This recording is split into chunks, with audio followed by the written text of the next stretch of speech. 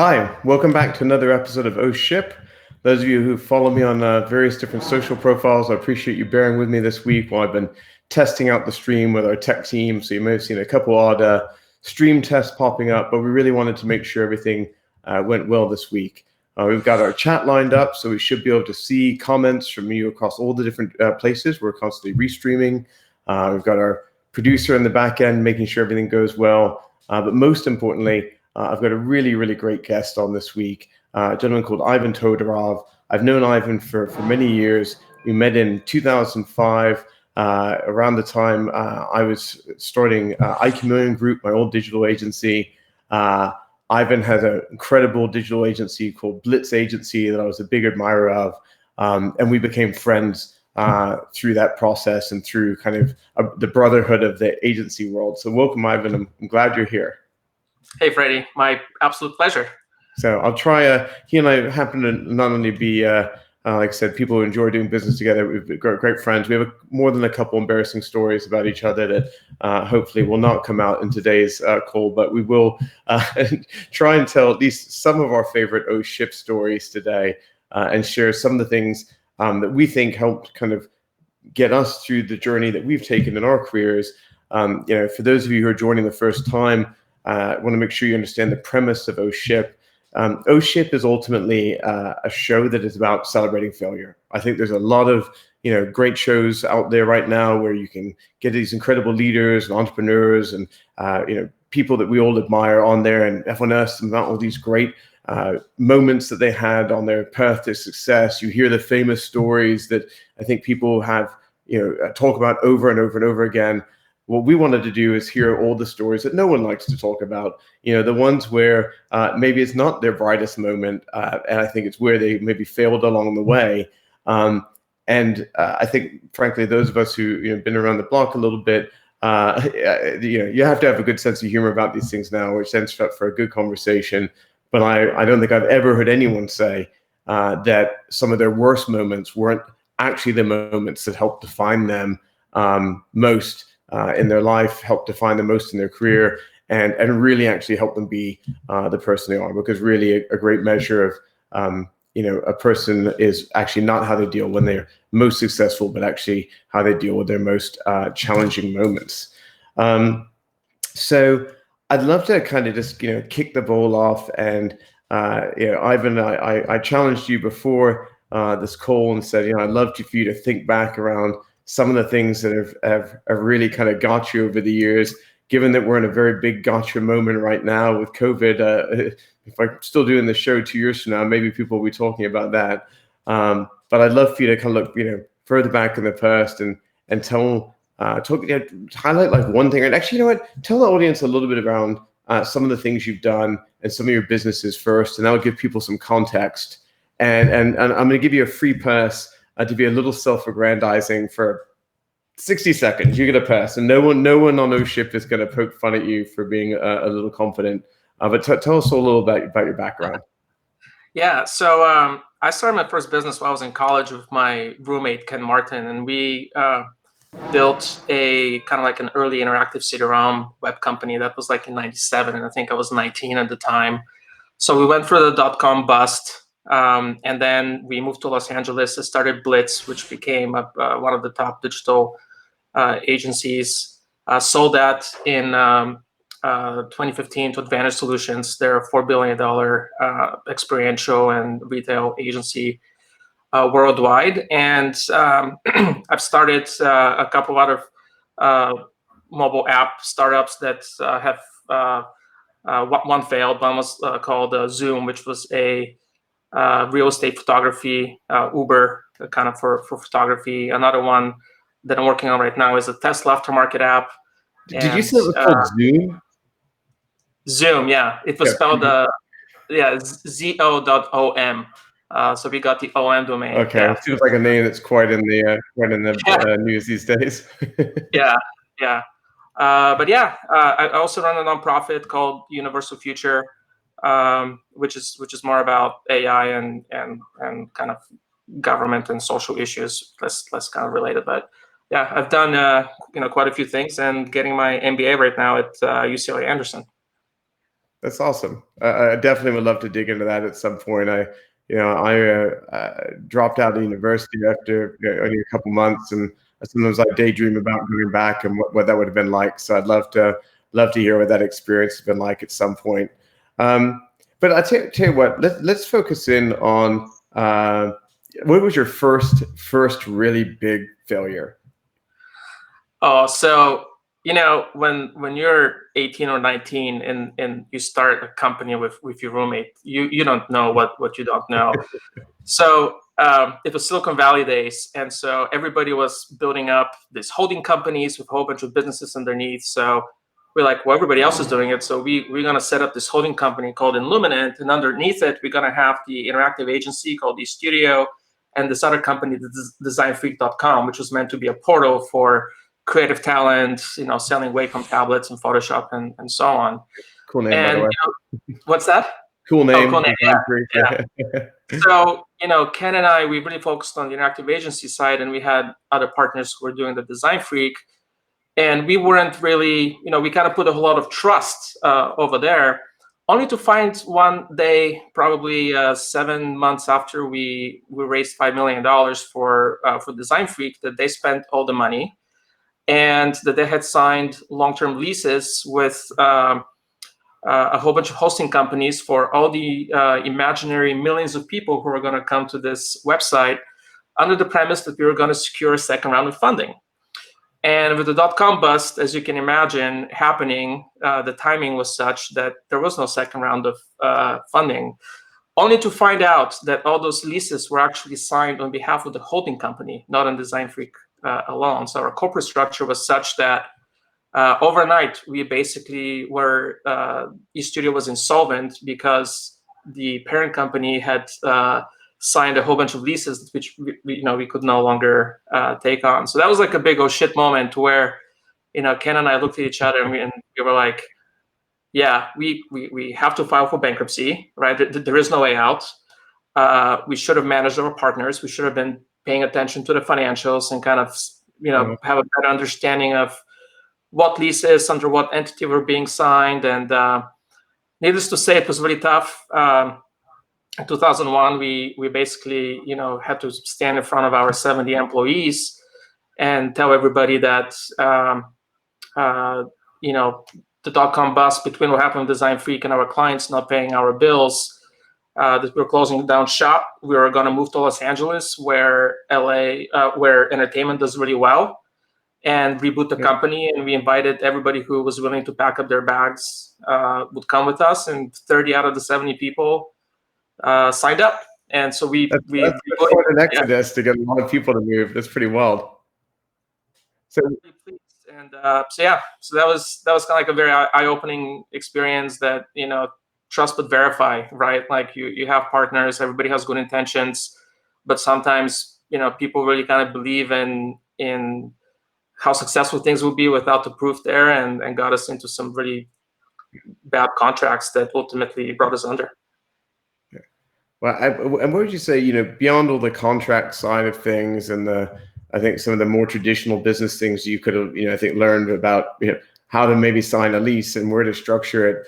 I mean, I think at that age, and frankly, at any age, being able to sit and talk to people about, and this is very relevant, I think, to what's happening with a lot of people right now, being able to sit and look someone in the eye and talk to them about maybe losing their job, around what's in the implications for that, or the burden that comes along with that, when you're a leader. How did that impact you, and what do you think you took away from them? Yeah. So look, I think when you're younger, you really, and when you don't have a family of your own, I think you don't realize the implications that and the impact that it has on people's lives. And I think over the years, we really kind of learned how important it is to fight for your employees. And in 2008, we actually said we're going to make no profits. We're going to keep as much of our staff as you can. And comparing that to previous times, I think if your staff sees the authenticity and how genuine you are, you're really doing your best to help everybody out, to go out and reach out to your competitors and offer your best talent, right? And try and place them somewhere, something that Ken and I have done quite a bit over the years. It really shows your commitment to them. And then if you can sustain the downturns of the economy, you come out stronger on the other end by retaining your talent, because when clients start spending again, you actually have the capacity to quickly pick up new projects and leapfrog your competition. But it's these conversations are really, really tough. And you just have to be very empathetic to people's situation and help where you can. Yeah, it's right now, and I know you're kind of just starting off with your next big business, but I've found myself talking to a lot of founders right now, a lot of CEOs, and it's funny. Sometimes when you see a business fail and it's in the context of, let's say, an individual mistake in business, whether that's signing, the world's worst lease arrangements, or an individual shift in technology or something that may drive an individual company, it impacts people in a certain way, and typically the staff aren't very empathetic to the decisions that maybe were out of their control that caused them to lose their job. I've certainly been in situations like that as I learned about how to grow a business both successfully and unsuccessfully. But I think it's interesting right now what you're seeing.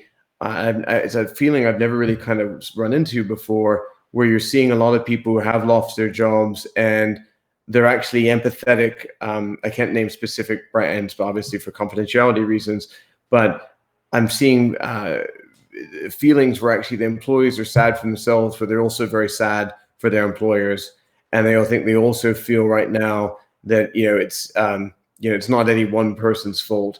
And so it's a really different time, I think, to be a leader, and try and coach your staff and these people that in many cases are much more, much deeper relationships. Many companies are like family, and trying to help them through this particularly challenging time that we're in right now.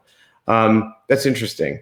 And so one of the ones, a story that you always used to tell me that always cracked me up, on a far lighter note. So you start this great digital agency. Some of you who are watching the stream right now have seen some of Ivan's work, whether you were actually Ivan and BLITZ Agency's work, whether you realized you'd seen it or not.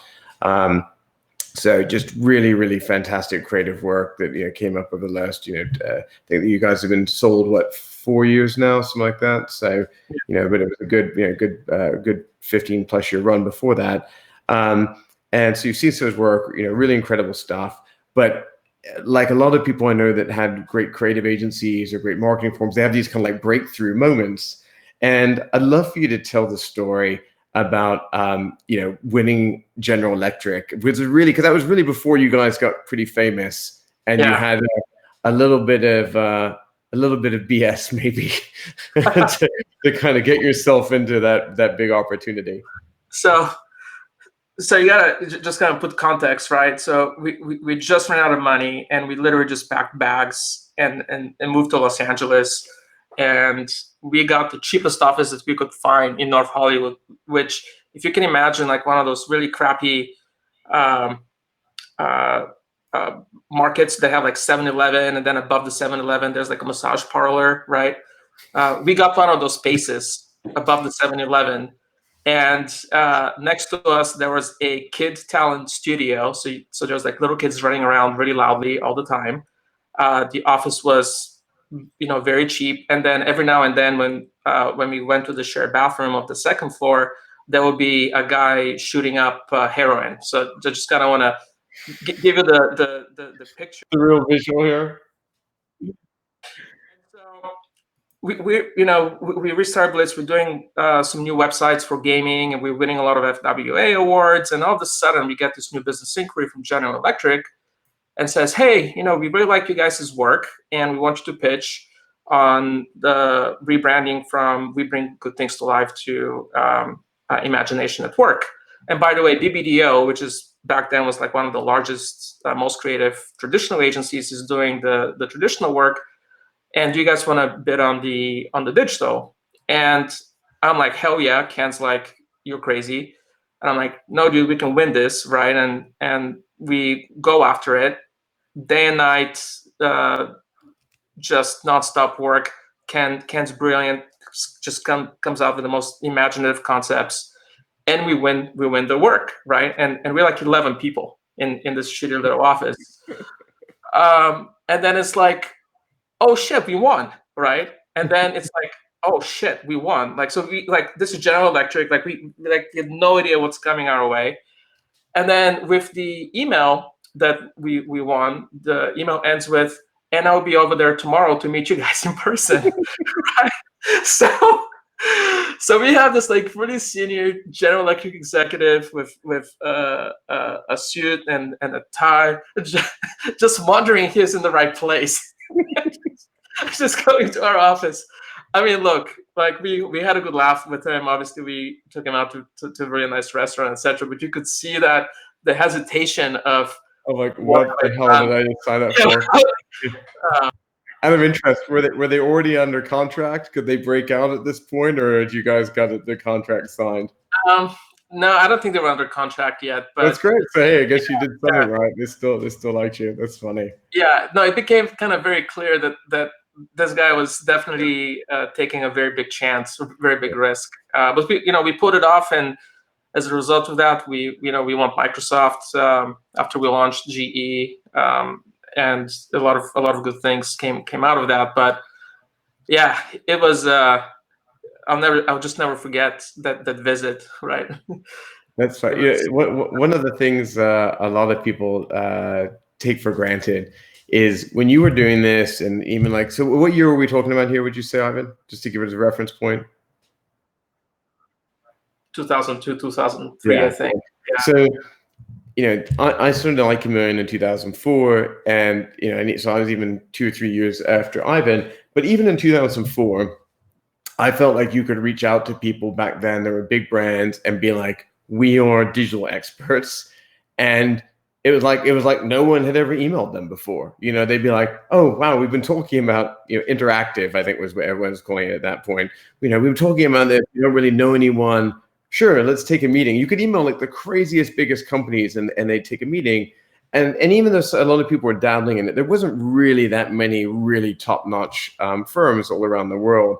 And now I feel like everyone knows somebody in this space. But back then, I think it was really incredible how actually it was a lot of the independent shops were actually had all these huge relationships, because at the time the big holding groups really didn't have this much great capability within their own networks, and it really was all these kind of like pop-up shops of a lot. And I don't want to say, I'm very against ageism, but at the time it was a lot of really young people, because I think it was just we're talking about the early 2000s here, and it was this concept of, you see these digital natives. I mean, these were really, really early adopters, to be kind of old enough and experienced enough to work on this stuff. So it's just exciting times. That's hilarious. My I had similar experiences, not quite so bad with the guys shooting heroin up in the hallways, but definitely had some moments where I think some people maybe thought we were a little bit bigger than we were, and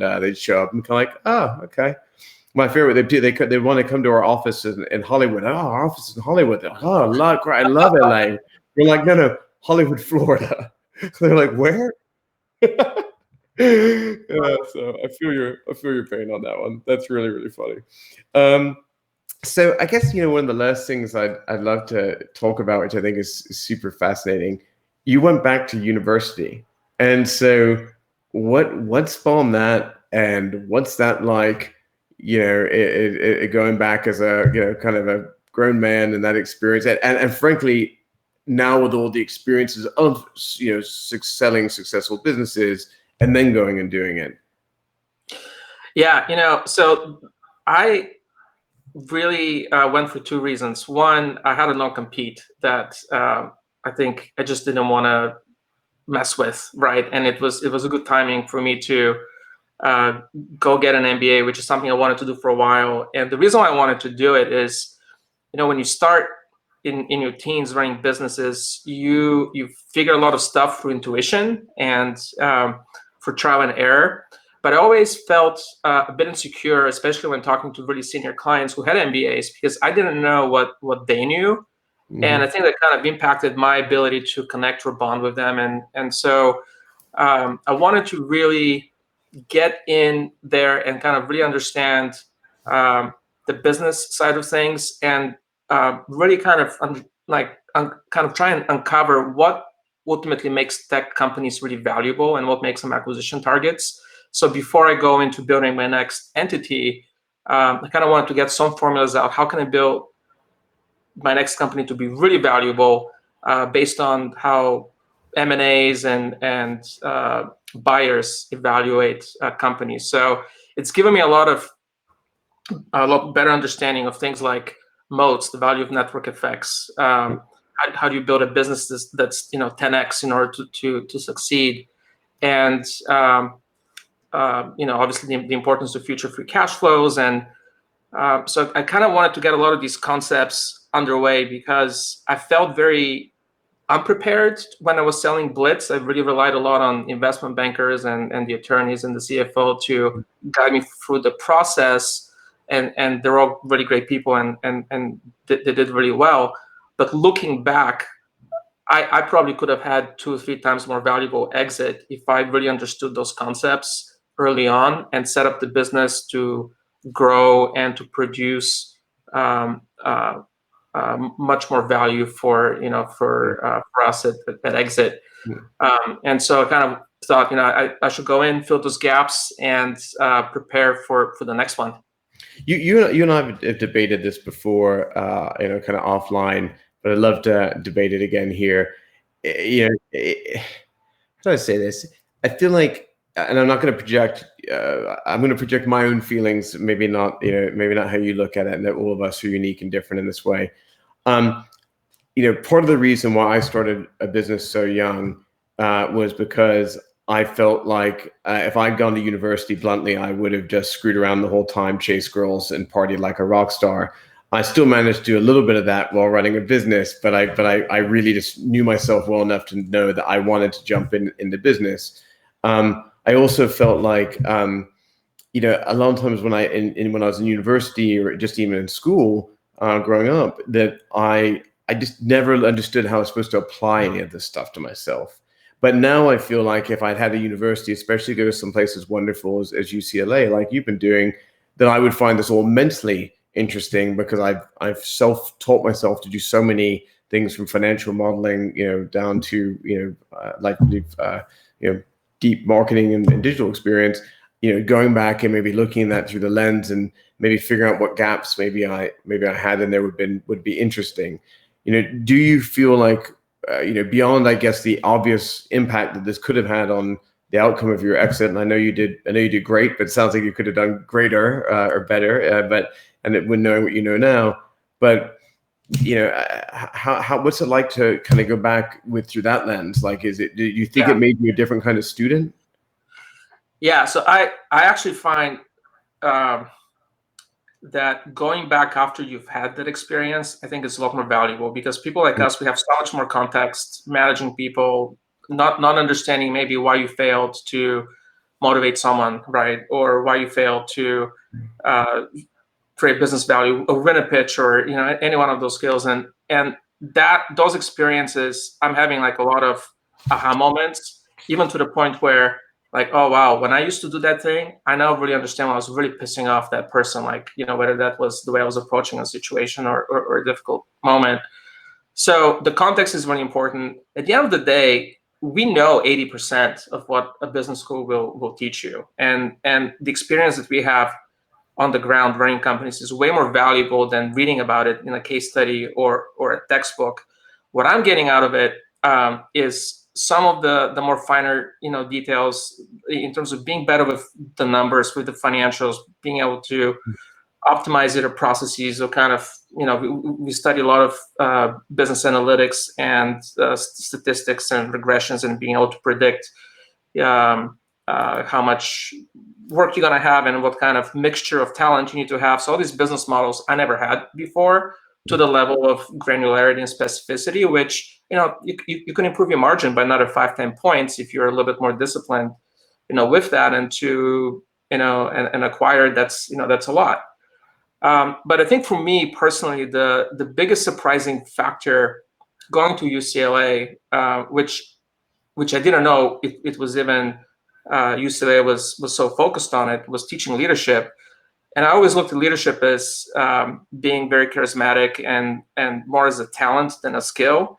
Mm-hmm. And I was really, really surprised with the academia and the coaching and just how much focus at UCLA there is about how to be a good general manager, how to motivate people, how to inspire the best possible product, how to build teams, how to do organizational architecture for businesses to really succeed. And it truly is a science behind it, which I never knew existed. Mm-hmm. And for me, it was like, wow, I actually can improve my leadership style by applying these, techniques. And I actually have always looked up to you in that respect, because you have this very charismatic but very effective leadership style. And actually, I think I've called you out a couple of times when you apply some of your techniques on me.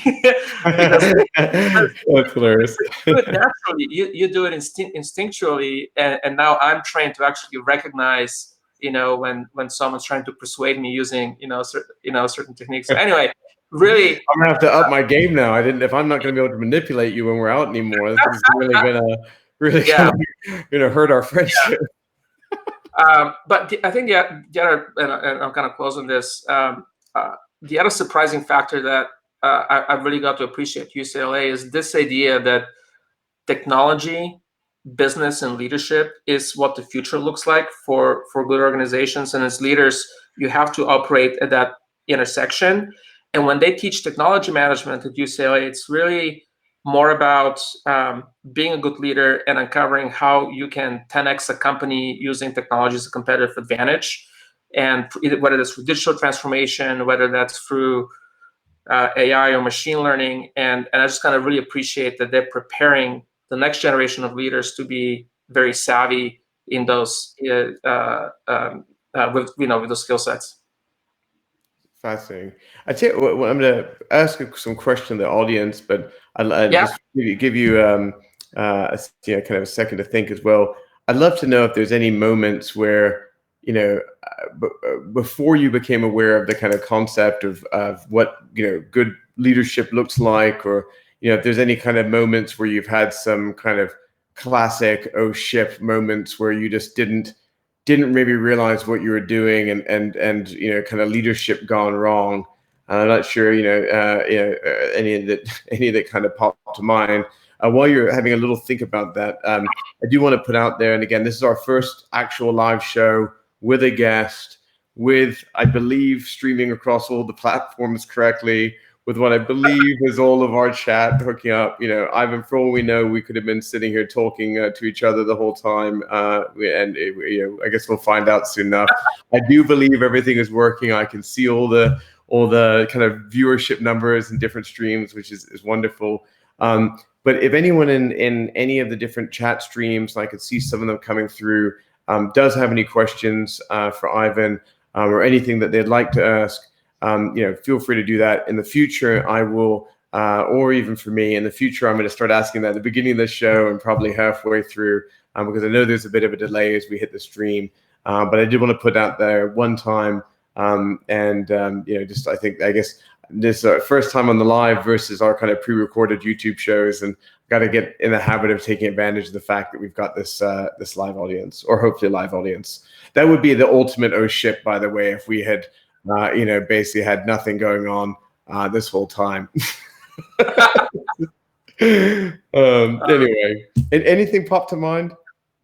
Yeah. So I used to have this desire to, when I was leading a project, I would want to really lead it, and I felt like a tremendous amount of ownership, and kind of which oftentimes I think translated into micromanagement or control, and it made me realize that I had to pick what role I really had to be or take as part of a team, right? Am I the person that empowers the team and let them do their best work, or am I one of the team pieces, right? But I couldn't be both. And I think like one of the things for me that had been a struggle in the early ages is to want to be the one doing the work.